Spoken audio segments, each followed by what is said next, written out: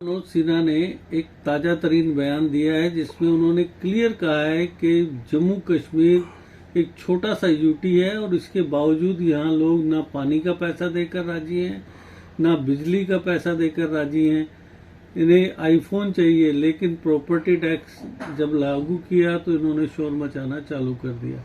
आप क्या कहते हैं इस बारे में?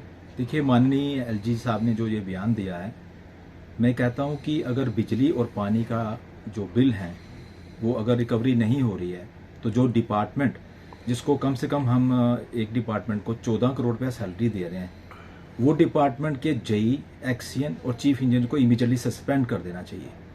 रिकवरी एडमिनिस्ट्रेशन नहीं कर पा रही है, बिजली के बिल आप दे रहे हैं, पैसे नहीं आ रहे हैं, तो आपको उनको इमीडिएटली सस्पेंड कर देना चाहिए।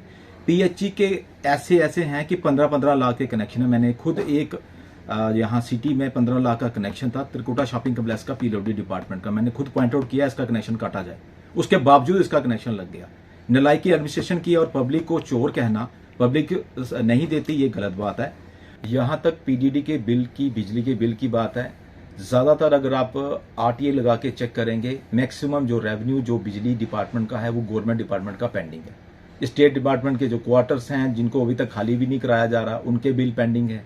आप ऐसा करिए, आप सेक्रेटरी का बिल देख लीजिए, पेंडिंग कितना है, वो पेंडिंग है। लोग, हर एक बंदा, सबसे ज्यादा रेवेन्यू गांधीनगर, सैनिक कॉलोनी, छन्नी हिम्मत के लोगों का रेवेन्यू आ रहा है। कुछ एरिया का रेवेन्यू नहीं है। अगर रेवेन्यू नहीं है तो उनके जेई, उनके एक्शन जिम्मेवार हैं जिनको ड्यूटी दी गई है। यहाँ पे कुछ ऐसी भी हमारे पास इन्फॉर्मेशन आई है, ऐसी कॉलोनी है, सरकार की ऐसी कॉलोनी है, यहाँ 4 करोड़ का बिजली का बिल पेंडिंग है। मैंने उसके ऊपर आरटीए लगाई, जल्दी आपके चैनल के माध्यम से मैं उसको एक्सप्लेन करूंगा। जहां तक रहा प्रॉपर्टी टैक्स का सवाल और जहां तक रहा मोबाइलों का सवाल, मोबाइलों को रिचार्ज हम बच्चों को ऑनलाइन क्लासेस के लिए इस्तेमाल कर रहे हैं। अगर एलजी साहब चाहते हैं कि हम बच्चों को ना पढ़ाएं और हम खाली प्रॉपर्टी टैक्स दें जिससे हमारी रोडें बने, तो हम ऐसा करने के लिए तैयार हैं। वो एक रिटर्न ऑर्डर इसके लिए भी निकाल दे कि मोबाइल चार्ज नहीं होगा। और जहां तक रहा प्रॉपर्टी टैक्स का, जम्मू का हर एक इंसान प्रॉपर्टी टैक्स देता है। वो किस शेप में देता है मैं आपको एक्सप्लेन करता हूं। प्रॉपर्टी टैक्स देता है वो जब आपकी जमीन की रजिस्ट्री कराता है तो 7% वो जमीन की रजिस्ट्री की फीस देता है, स्टैंप ड्यूटी देता है।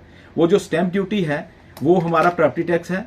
और जो कोर्ट की फीस है 1 लाख रुपए के ऊपर 1000 रुपया, वो है कोर्ट की फीस। वो वहां जहां पे कैश ली जाती है कि कोर्टों में डिजिटल इंडिया नहीं चलता, वहां कैश लिया जाता है।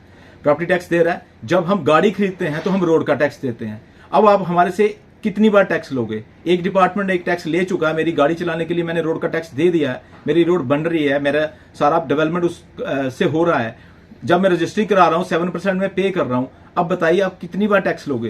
प्रॉपर्टी टैक्स हम ऑलरेडी दे रहे हैं। जम्मू के लोग चोर नहीं हैं, जम्मू के लोग सरकार के साथ चलना चाहते हैं। मुझे एक चीज का शंका लग रही है कि 2024 में मोदी सरकार ना आए, उसके लिए एडमिनिस्ट्रेशन तैयारी कर रही है, लोगों को हैरास कर रही है कि 2024 में मोदी जी ना जीते। यहां पे जो 50 का आंकड़ा बीजेपी पार करने वाली है, उसको कहीं ना कहीं 5 की फिगर में लाया जाए।